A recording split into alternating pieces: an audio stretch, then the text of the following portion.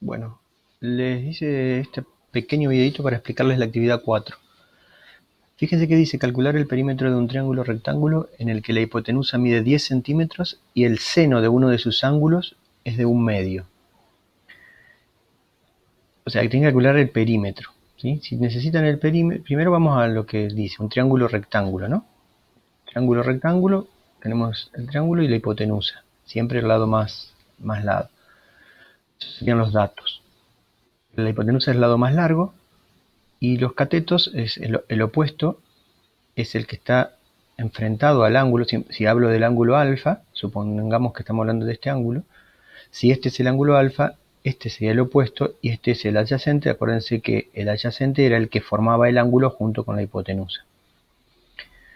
Bueno, estos serían los datos. El seno de alfa dice es igual a 1/2.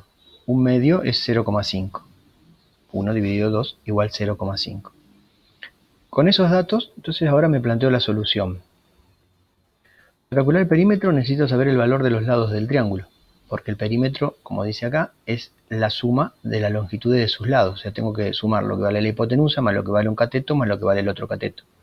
La hipotenusa la tengo porque son 10 centímetros, tengo que calcular el cateto opuesto y el cateto adyacente. Entonces, todos los problemas de trigonometría se reducen a saber qué herramienta aplicar. ¿Cuáles son las herramientas que estamos viendo hasta ahora? Teorema de Pitágoras, que para el teorema de Pitágoras, acuérdense siempre, solamente me relaciona los lados. O sea, necesito tener dos lados del triángulo para poder calcular el tercero. En este caso no me serviría porque el único lado que tengo es la hipotenusa. Tengo que ir a una de las razones trigonométricas, el seno, el coseno o la tangente. Y acá lo que tengo que tener a mano es cuáles eran las razones trigonométricas. El seno era el cateto opuesto sobre la hipotenusa, el coseno el cateto adyacente sobre la hipotenusa y la tangente el cateto opuesto sobre el cateto adyacente. Y acá tienen que probar, en función de los datos, si ustedes tienen el ángulo alfa, tienen cualquiera de los tres, porque con una calculadora calculan el seno de alfa y tienen este valor, o el coseno o la tangente. O sea, este lado de la igualdad la tienen siempre, si tienen el ángulo. Ahora, para calcular el cateto opuesto, podrían usar el seno, porque tienen la hipotenusa, tienen el seno, despejan el cateto opuesto. Eso lo saben hacer.